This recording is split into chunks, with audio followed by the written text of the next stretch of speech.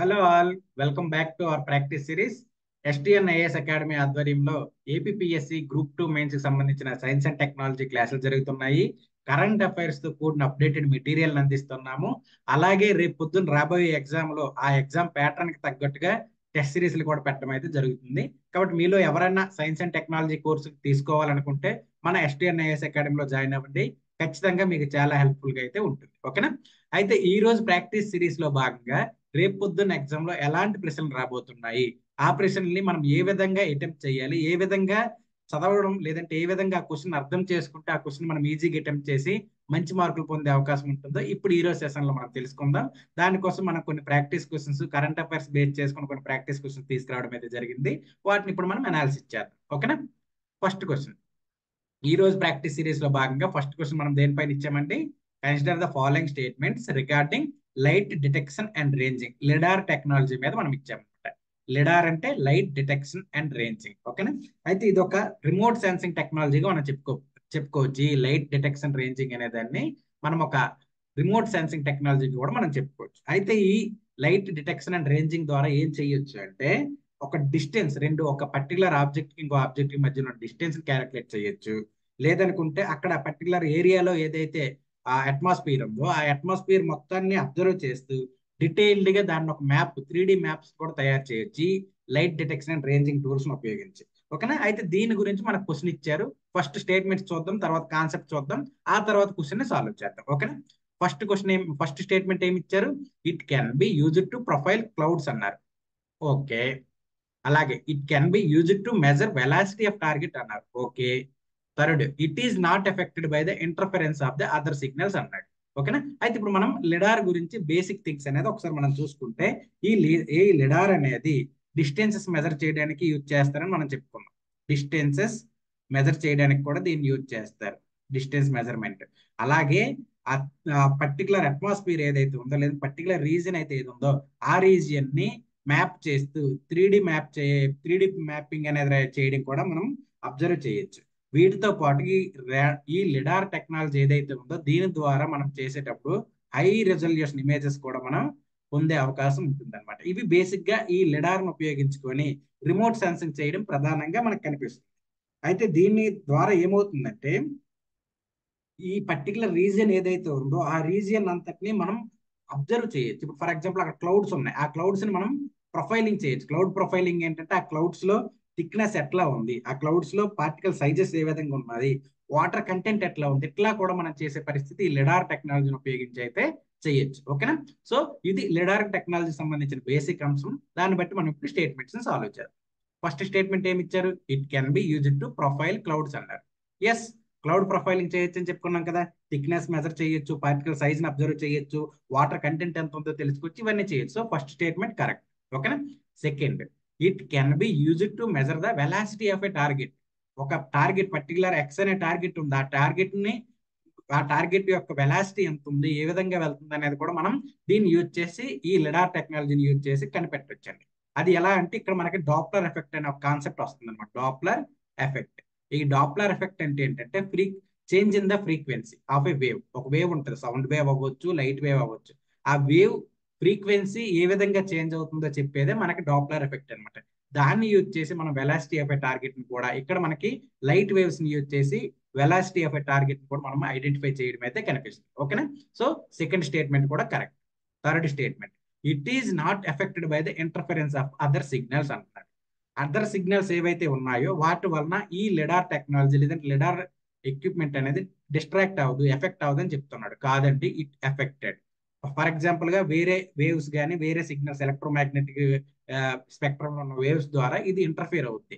అలాగే దీని సబ్స్టిట్యూట్ గా ఏవైతే ఉంటాయో దీని పక్కన ఇంకా లెడార్ టెక్నాలజీ, లెడార్ బేస్ చేసుకుని వాడే ఉంటాయి కదా, వాటి వలన కూడా ఇది ఎఫెక్ట్ అయ్యే పరిస్థితి ఉంటుంది. కాబట్టి థర్డ్ స్టేట్మెంట్ ఇన్కరెక్ట్. ఓవరాల్ గా ఫస్ట్ క్వశ్చన్ కి ఆన్సర్ ఏంటండి?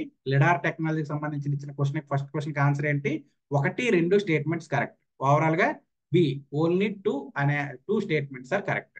మీరు ఇంకొకటి ఇక్కడ అబ్జర్వ్ చేయాలండి. ఇలా నేను ఓన్లీ 1, ఓన్లీ 2, ఆల్ 3 అని ఇస్తున్నాను కదా, మన ఏపీఎస్సిలో ఇలా అడగట్లేదు కదా, యూపీఎస్సీ కదా అని మీరు అనుకోవచ్చు. ఏమండి, రేపు పొద్దున్న ఏపీఎస్సి కూడా ఈ ప్యాటర్న్ ఫాలో అయితే ఫాలో అవ్వచ్చు. కాబట్టి ఈ విధంగా కూడా మనం ప్రాక్టీస్ చేయడం ద్వారా రేపు పొద్దున్న ఎగ్జామ్ మనం ఈజీగా ట్యాకిల్ చేసే పరిస్థితి అయితే ఉంటుంది. ఓకేనా? ఇదండి ఓవరాల్ గా ఫస్ట్ క్వశ్చన్ కి సంబంధించిన అనాలిసిస్ అండ్ ఆన్సర్. ఓకేనా? ఇప్పుడు మనం సెకండ్ క్వశ్చన్, ఫస్ట్ క్వశ్చన్ కి answer B. Next second question చూద్దాం. సెకండ్ క్వశ్చన్ దేనికి సంబంధించామండి? Which of the following best explains the super don project. Super dawn అనే ఒక ప్రాజెక్ట్ ఉందండి, ఆ ప్రాజెక్ట్ సంబంధించి కింద స్టేట్మెంట్స్ ఏంటనేవి అడిగాడు. ఫస్ట్ అసలు సూపర్ డాన్ అంటే ఏంటో మనం చూద్దాం. ఇక్కడ సూపర్ డాన్ డిఏఆర్ఎన్ అన్నాడు కదా. ఇక్కడ డాన్ అంటే ఏంటంటే dual dual aurora aurora dual aurora radar network. Dual aurora radar network. ఓకేనా? ఇది సూపర్ డాన్ అంటే. అయితే దీన్ని దేనికోసం తీసుకొచ్చారు అంటే, దేనికోసం ఈ ప్రాజెక్ట్ ఉంది అంటే, టోటల్ సోలార్ ఎక్లిప్స్ అనేది ఉంటుంది. మనకి సోలార్ ఎక్లిప్స్ ఉంటాయి కదా, అందులో టోటల్ సోలార్ ఎక్లిప్స్ ద్వారా ఆ గ్రహణం ద్వారా, ఎక్లిప్స్ అంటే గ్రహణం, సూర్యగ్రహణం ద్వారా, సంపూర్ణ సూర్యగ్రహణం ద్వారా అట్మాస్ఫియర్ ఏ విధంగా ఎఫెక్ట్ అవుతుంది, ఐనోస్ఫియర్ లో ఉన్న అట్మాస్ఫియర్ ఏ విధంగా ఎఫెక్ట్ అవుతుంది, అక్కడ అట్మాస్ఫియర్ చేంజెస్ ఏ విధంగా వస్తున్నాయి అనేది తెలుసుకోవడం కోసం మనకి సూపర్ డార్న్ అనే ప్రాజెక్ట్ తీసుకురావడం అయితే జరిగింది. ఓకేనా? అయితే ఈ ప్రాజెక్ట్ ఎవరు తీసుకొచ్చారంటే నాసా వాళ్ళు తీసుకొచ్చారండి. ఓకేనా? నాసా వాళ్ళు తీసుకొచ్చారు. అయితే ఇప్పుడు మనం ఆప్షన్స్ లోకి వెళ్దాం. It is intergovernmental space debris removal programme అన్నాడు. స్పేస్ డెబ్రిస్ రిమూవల్ ప్రోగ్రామ్ అన్నాడు, కాదు. Second, and European agency programme to investigate god particles అన్నాడు, కాదు. NASA project observe and analysis total solar eclipse. Yes, మనం అదేగా చెప్పుకున్నాం. దీనికి సెకండ్ క్వశ్చన్ కి ఆన్సర్ వచ్చేసరికి సి. ఓకేనా? Super don project used for NASA's project to observe and analysis total solar eclipse. Okay. అయితే రీసెంట్ గా మనకి టోటల్ సోలార్ ఎక్లిప్స్ వచ్చిందండి యుఎస్ఏలో. ఏప్రిల్ 8th మనకి టోటల్ సోలార్ ఎక్లిప్స్ అనేది రావడం జరిగింది. ఈ టోటల్ సోలార్ ఎక్లిప్స్ లో ఈ సూపర్ డాన్ ప్రాజెక్ట్ చాలా ఎఫిషియెంట్ గా యూజ్ అయింది. దాని ద్వారా కొన్ని విషయాలు కూడా తెలుసుకోవడం అయితే జరిగిందండి. ఓకేనా? అది దీనికి సంబంధించిన basic information. So second question answer ఏంటండి? సి. ఓకే. నెక్స్ట్ క్వశ్చన్ వచ్చేసరికి థర్డ్ క్వశ్చన్ దేనికి సంబంధించామండి? ISRO CE-20 engine. సిఈ అంటే క్రయోజెనిక్. ఇస్రో రీసెంట్ గా ఒక ఇంజిన్ ని తయారు చేసింది. ఆ ఇంజిన్ పేరే CE-20 ఇంజిన్ అనమాట. దాన్నే మనం క్రయోజెనిక్ ఇంజిన్ అని కూడా అంటాం. అయితే దీన్ని ఎవరు తెచ్చారు? ఈ CE-20ని ఎవరు తయారు చేశారు అంటే liquid propulsion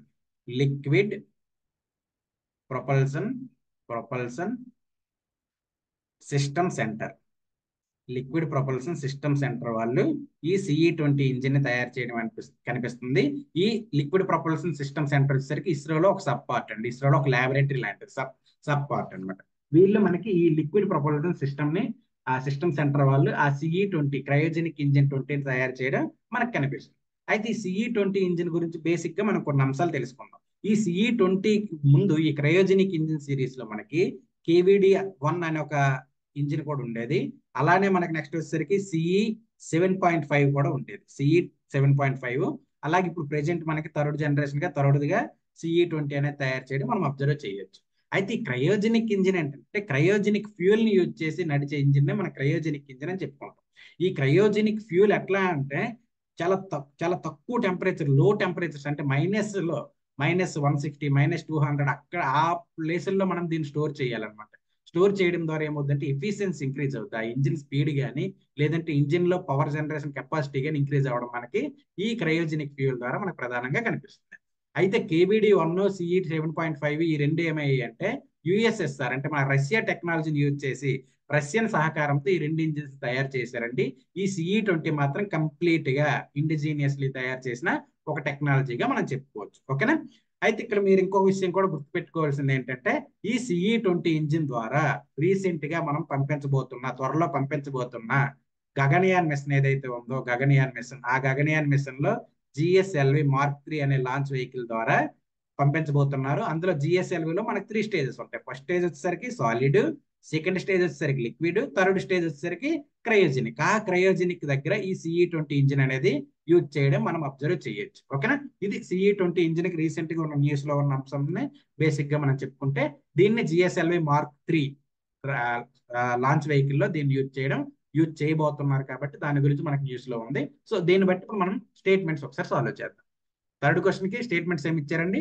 it uses liquid hydrogen which is the most efficient fuel for rockets. Yes, దీంట్లో మనకి లిక్విడ్ హైడ్రోజన్ అనేది యూజ్ చేస్తారు. Yes, it's true. సెకండ్ వచ్చేసరికి it is the first indigenous cryogenic engine developed by the ISRO. Yes, చెప్పుకున్నాం కదా, KVD-1 CE 7.5 అనేవి Russian సహకారంతో ఇండియాలోనే తయారు చేశారు, బట్ రష్యన్ సహకారంతో చేయడం మీరు చూడొచ్చు. ఈ CE-20 వచ్చారు కంప్లీట్లీ ఇండిజీనియస్ టెక్నాలజీ అండి. ఓకేనా. నెక్స్ట్ థర్డ్ స్టేట్మెంట్ వచ్చారు, it was recently human rated and can be used in GSLV Mark 3 launch vehicle for Gaganyaan mission. Yes, Gaganyaan mission GSLV Mark 3 ద్వారా పంపించబోతున్నారు. దాంట్లో దీన్ని యూజ్ చేయబోతున్నారు. ఓకేనా. ఎక్కడ యూజ్ చేయబోతున్నారు అంటే థర్డ్ స్టేజ్ లో. ఫస్ట్ సెకండ్ స్టేజ్ లో సాలిడ్ లిక్విడ్ ఉంటాయి. థర్డ్ స్టేజ్ లో క్రయోజనిక్ ఇంజిన్ యూజ్ చేసి ఆ థ్రస్ట్ ని క్రియేట్ చేస్తూ దాని ఆర్బిట్ ని చేంజ్ చేయడానికి కానీ, అది ఇంకా కాస్త ముందుకు వెళ్ళడానికి కానీ దీన్ని ఉపయోగించడం మనం అబ్జర్వ్ చేయొచ్చు. సో ఓవరాల్ గా ఈ థర్డ్ క్వశ్చన్ ఆన్సర్ ఏంటంటే అన్ని కరెక్టే. 1 correct, 2 correct, 3 correct. Okay, so answer is C. ఓకేనా. ఐ థింక్ మీకు క్లారిటీ వచ్చింది అనుకుంటున్నాను. ఇప్పుడు మనం ఫోర్త్ క్వశ్చన్ చూద్దాం. ఫోర్త్ క్వశ్చన్ దేనికి సంబంధించి ఇచ్చారండి? చంద్రయాన్ 3 మిషన్ కి సంబంధించి. ఈ క్వశ్చన్ అందరూ సాల్వ్ చేస్తారు. చూడంగానే ఎవరైతే చూస్తున్నారో, ఎవరైతే ఉన్నారో ఎగ్జామ్ లో చంద్రయాన్ 3 మీద వచ్చిందంటే పక్కా సాల్వ్ చేస్తారు. అంతేనా? చూద్దాం ఒకసారి ఈ క్వశ్చన్ కి ఎట్లా సాల్వ్ చేస్తారు ఏంటో కూడా. ఓకేనా. చంద్రయాన్ 3 గురించి మనకి అందరికి తెలుసు కాబట్టి ఒకసారి డైరెక్ట్ స్టేట్మెంట్ సాల్వ్ చేశారు. Chandrayaan 3 is the third lunar exploration mission by the Indian space research organisation. కరెక్టా? థర్డ్ అంటున్నారు. కరెక్టా? ఎస్. మనకు ఫస్ట్ చంద్రయాన్ 1 2008లో వచ్చింది, చంద్రయాన్ 2 2019లో వచ్చింది, ఇప్పుడు చంద్రయాన్ 3 వచ్చేసరికి 2023లో పంపించడం చూడొచ్చు. So Chandrayaan 3 is the third lunar exploration machine. అంటే చంద్రుడి మీదకి పంపించేది, చంద్రుడి వాతావరణాన్ని, చంద్రుడి పరిస్థితులను అనాలిసిస్ చేయడం కోసం పంపించిన మిషన్ గా మనం చంద్రయాన్ 3ని చెప్పుకోవచ్చు. ఇది థర్డ్ మిషన్ గా మనం చెప్పుకోవచ్చు. ఓకేనా. సెకండ్ వచ్చేసరికి second statement, the mission consists of orbiter, lander, rover. కరెక్టా? Yes, obviously correct. అవునా? కాదు. మీరు రేపొద్దున ఎగ్జామ్ లో కన్ఫ్యూజ్ అయ్యేది, తప్పు పెట్టేది ఇక్కడే. గుర్తు పెట్టుకోండి, సెకండ్ స్టేట్మెంట్ తప్పు. ఎందుకంటే చంద్రయాన్ 2 ద్వారా పంపించిన ఏదైతే ఆర్బిటర్ ఉందో అది పర్ఫెక్ట్ గా వర్క్ చేస్తుంది. కాబట్టి ఆ ఆర్బిటర్ ను ఉపయోగించుకునే ఈ చంద్రయాన్ 3 మిషన్ అనేది పనిచేస్తుంది. కాబట్టి ఈ చంద్రయాన్ 3 మిషన్ ద్వారా రెండే పంపించారు. అందులో ఫస్ట్ ల్యాండర్, సెకండ్ వచ్చేసరికి రోవర్ పంపించడం మనం గుర్తించుకోవాలి. ఆర్బిటర్ ని చంద్రయాన్ 3 మిషన్ ద్వారా పంపించలేదు. ఏదైతే చంద్రయాన్ 2 మిషన్ ద్వారా పంపించిన ఆర్బిటర్ ఉందో దాన్ని యూజ్ చేసుకునే మనకి చంద్రయాన్ 3 మిషన్ అనేది వర్క్ అవడం అనేది మనం గుర్తించుకోవాల్సిన అవసరం ఉంది. సో కన్ఫ్యూజ్ అవ్వద్దండి. చాలా మంది మన టెస్ట్ రాశారు కదా, వాళ్ళు చాలా మంది ఈ ప్రశ్నకి తప్పు పెట్టారు. ఇక్కడ ఆర్బిటర్ కూడా ఇందులో ఉందన్నట్టు పెట్టారు. కాబట్టి ఇది జాగ్రత్తగా గుర్తుపెట్టుకోండి. ఓకేనా. అది తర్వాత వచ్చేసరికి third statement, the primary objective of the mission is to land rover on the north pole of the moon. North pole of the moon కాదు, south pole of the moon. Question south pole of the moon లో ఇది మనకి చంద్రయాన్ 3 అనేది land అయింది. కాబట్టి third statement incorrect. ఓకేనా. So overall ఇక్కడ ఎన్ని రైట్ అండి? ఫోర్త్ క్వశ్చన్ కి ఆన్సర్ ఏంటి? ఓన్లీ ఫస్ట్ స్టేట్మెంటే కరెక్ట్. ఓకేనా. కాబట్టి ఆన్సర్ ఏ ఫోర్త్ క్వశ్చన్ కి. అయితే ఇక్కడ నేను మీకు ఒక 2 అంశాలు, మీకు 3 అంశాలు రేపు ఎగ్జామ్ లో రాబోతాయి కాబట్టి వాటి గురించి కూడా చర్చిస్తాను. అందులో ఫస్ట్ ఏంటంటే Chandrayaan mission launch date. Chandrayaan mission ఎప్పుడు లాంచ్ చేశారండి? 14th జూలై 2023లో దీన్ని లాంచ్ చేశారు. అయితే ల్యాండ్ డేట్ ఎక్కడైతే మూన్ సౌత్ పోల్ లో ల్యాండ్ అయిందో ఆ ల్యాండ్ డేట్ ఎప్పుడంటే August 23, 2023. ఇప్పుడు మనకి ఇక్కడ ఈ టైంలో ల్యాండ్ అయిందండి. ఓకేనా. ఇది జాగ్రత్త గుర్తుపెట్టుకోండి. దీంతో పాటు ఇంకొక మీకు అసైన్మెంట్ కూడా ఇస్తాను. నాకు ఇప్పుడు కామెంట్ లో దీనికి మెసేజ్ పెట్టండి. మనం చంద్రయాన్ 2 ద్వారా పంపించిన రోవర్ కి ప్రజ్ఞాన్ అనే పేరు పెట్టుకున్నాం. ఓకేనా. అలాగే ల్యాండర్ కి మనం ఏం పేరు పెట్టుకున్నాం? ల్యాండర్ కి పేరు పెట్టుకున్నాం? ల్యాండర్ కి విక్రమ్ అని పేరు పెట్టుకున్నాం.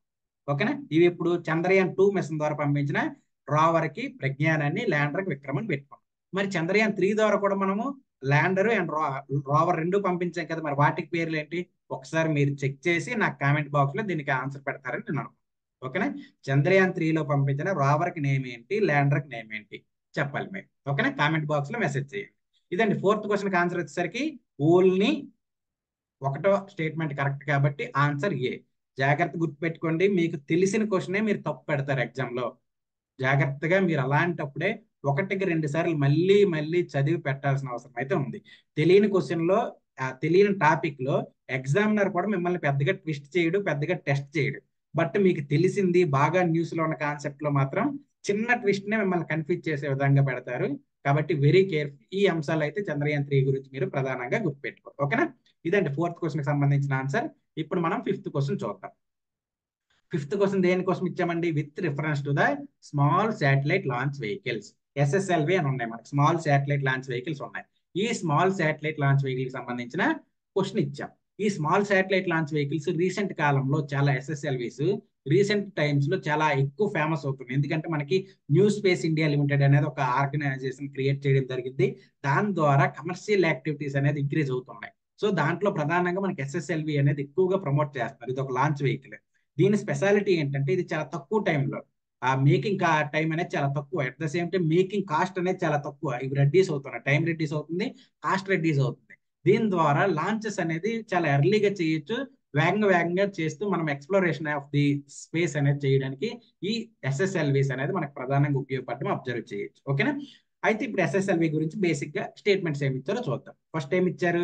SSLV small satellite launch vehicle is a 2-stage launch vehicle. కరెక్టా? కాదు. SSLV అనేది 3-stage లాంచ్ వెహికల్. 3 స్టేజ్. ఈ 3 స్టేజ్ లో మనకి అన్ని స్టేజ్ల్లో కూడా సాలిడ్ ఫ్యూయల్ ని యూజ్ చేస్తారు. సాలిడ్ ఫ్యూయల్ ని అన్ని స్టేజ్లు యూజ్ చేస్తారు. గుర్తుపెట్టుకోండి, PSLV ఎన్ని స్టేజ్లు, GSLV ఎన్ని స్టేజ్లు, SSLV ఎన్ని స్టేజ్లు మీరు జాగ్రత్తగా గుర్తుపెట్టుకోవాలండి. ఎందుకంటే వీటి మీద మీకు క్వశ్చన్ వచ్చినప్పుడు 90% ఆ లాంచ్ వెహికల్ ఎన్ని స్టేజెస్ లో దాన్ని లాంచ్ చేస్తారు అనేది కూడా అడగడానికి ఎక్కువ అవకాశం ఉంటుంది. So PSLV, GSLV at the same time SSLV గుర్తుపెట్టుకోండి. SSLV 3 స్టేజెస్, అన్ని స్టేజ్ లో సాలిడ్ ఫ్యూయల్ ని యూజ్ చేస్తారు. So first statement incorrect. Second ఏమి ఇచ్చారు? It is capable of launching 1000 kg satellite into 500 kilometre లో ఎర్త్ ఆర్బిట్. 1000 kg శాటిలైట్ ని 500 kilometre లో ఎర్త్ ఆర్బిట్ లో ఈ శాటిలైట్ లాంచ్ వెహికల్ ద్వారా పంపించవచ్చు అన్నారు. రాంగ్ అండి. 500 కేజెస్ వెయిట్ ఉన్న శాటిలైట్ ని 500 కిలోమీటర్స్ ఆల్టిట్యూడ్ లో అంటే లో ఎర్త్ ఆర్బిట్ లో మనం దీన్ని ప్రవేశపెట్టడానికి ఉపయోగిస్తాం ఈ సైజ్ ఉన్న శాటిలైట్. అది గుర్తుపెట్టుకోవాలి. సో కన్ఫ్యూజ్ అవ్వకండి. 500 అంతే, అంతకంటే మీరు ఎక్కడ కన్ఫ్యూజ్ అవ్వాల్సిన అవసరం లేదు. సో సెకండ్ స్టేట్మెంట్ కూడా ఇన్కరెక్ట్. థర్డ్ స్టేట్మెంట్ ఏమి ఇచ్చామండి? It has been design to meet the launch on demand requirements in cost effective manner. చెప్పుకున్నాం కదా, మేకింగ్ టైం రెడ్యూస్ అవుతుంది, కాస్ట్ రెడ్యూస్ అవుతుంది. దీని ద్వారా లాంచ్ ఆన్ డిమాండ్ అనేది ఇంక్రీజ్ అవ్వడం కూడా మనము అబ్జర్వ్ చేయొచ్చు. So third statement correct. Overall 5th question answer ఏంటండి? బి. ఓన్లీ 3 కరెక్ట్ అనమాట. First, second incorrect. గుర్తుపెట్టుకోండి, స్మాల్ శాటిలైట్ లాంచ్ వెహికల్ లో 3 స్టేజెస్ ఉంటాయి. అన్ని స్టేజ్లు సాలిడ్ ఫ్యూయల్స్ యూజ్ చేస్తారు. సెకండ్ వచ్చేసరికి ఇది 500 kgs 500 కిలోమీటర్స్ లో ఎర్త్ ఆర్బిట్ లో ప్రవేశపెడుతుంది. ఓకేనా? ఇది జాగ్రత్తగా మీరు గుర్తుపెట్టుకోవాల్సిన అంశం. ఓకే, నెక్స్ట్ క్వశ్చన్ వచ్చేసరికి దేనికి సంబంధించి ఇచ్చామండి? Wi-Fi 7 టెక్నాలజీ గురించి ఇచ్చాము. ఇలాంటివి రావడానికి రేపు పొద్దున ఎగ్జామ్ లో ఎక్కువ అవకాశం ఉంటుందండి. ఇలాంటివి చాలా తక్కువ మంది కవర్ చేస్తారు, ఎందుకంటే ఇవి రీసెంట్ అప్డేట్స్, రీసెంట్ న్యూస్ లో ఉన్న అంశాలు. కాబట్టి ఇలాంటివి మీరు చదువుకోవాలంటే, ఇలాంటి టెక్నాలజీస్ కానీ, ఇలాంటి రీసెంట్ కరెంట్ అఫైర్స్ అప్డేట్స్ కానీ తెలుసుకోవాలనుకుంటే మన STN IAS అకాడమీ దీనికోసమే ప్రత్యేకంగా వర్క్ చేస్తుంది. ఇలాంటి రేపు పొద్దున్న ఎగ్జామ్ లో రాబోయే స్పెషలైజ్డ్ కాన్సెప్ట్ మీద ఎక్కువ ఫోకస్ చేయడం అయితే జరుగుతుందండి. కాబట్టి మీరు ఎవరైనా మన కోర్సులో జాయిన్ అవుతామంటే జాయిన్ అవ్వండి, ఖచ్చితంగా మీకు ఉపయోగపడుతుంది. ఓకే, అయితే ఇప్పుడు మనం 6th క్వశ్చన్ ఆన్సర్ చూద్దాం. 6th క్వశ్చన్ దేనికి సంబంధించి ఇచ్చామండి? Wi-Fi 7 టెక్నాలజీకి సంబంధించి ఇచ్చాం. అయితే Wi-Fi 7 టెక్నాలజీ ఏంటనేది, వైఫై అంటే వైర్లెస్ ఫిడిలిటీ అంటారు. Wireless fidelity. Okay, Wi-Fi 7 technology గురించి బేసిక్ కొన్ని అంశాలు తెలుసుకుందాం. ఈ Wi-Fi 7 లో స్పీడ్ అంటే మాక్సిమం స్పీడ్ ఎంత ఉంటుంది అంటే 36 Gbps అండి. ఓకేనా? ఇంతకు ముందు వరకు ఇది జనరేషన్స్. మనకి ఫస్ట్ జనరేషన్ వచ్చేసరికి Wi-Fi 4, సెకండ్ జనరేషన్ వచ్చేసరికి Wi-Fi 5, తర్వాత 6th జనరేషన్ నెక్స్ట్ వచ్చేసరికి Wi-Fi 6, ఇప్పుడు ప్రెజెంట్ Wi-Fi 7.